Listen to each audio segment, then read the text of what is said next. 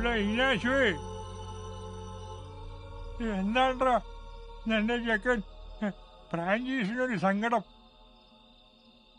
അതിപ്പോ എന്റെ വല്യപ്പാപ്പ ആ ചെക്കന്റെ എക്സ്പ്രഷൻസാ കണ്ട ഉമ്മക്ക കൺഫ്യൂഷൻ ആവും. ഒരു തീരുമാനം എടുക്കാൻ തുടങ്ങുമ്പോ അവന്റെ മുഖം അങ്ങോട്ട് കരയണം മാതിരിയാവും. അത് അവന്റെ ആത്മസംഘർഷ. നല്ലൊരു ചെക്കനാണ്ടോ ഈനാശുവേ.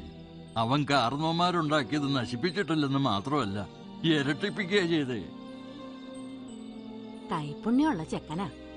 അവൻ എന്താണ്ട പെണ്ണ് കെട്ടാണ്ട് കിടക്കണേനാശുവേ. അത് പിന്നെ അവന് 18 തികണ സമയത്ത് ഞാൻ ഇങ്ങോട്ട് പോന്നൂലോ. ഇന്നിപ്പോ എന്താണ്ട് അവന്റെ പ്രശ്നം? ഇവിടുന്ന് അവൻ പള്ളിയിലേക്കാ പോവാ. എന്നോട് അവനൊരു സമ്മതം ചോദിച്ചു. അത് അവൻ പുണ്യാളിനോട് ഡീറ്റെയിൽ ആയിട്ടാ പറയും. ഡാ പ്രാഞ്ചിയെ നീയാവട്ടടാ, ഞങ്ങളൊന്ന് ഡിസ്കസ് ചെയ്യട്ടെ. നമുക്ക് നമ്മുടെ ചെക്കന് വേണ്ടിട്ടേ ഫ്രാൻസിസ് പുണ്യാളനോട് പ്രാർത്ഥിക്കാം.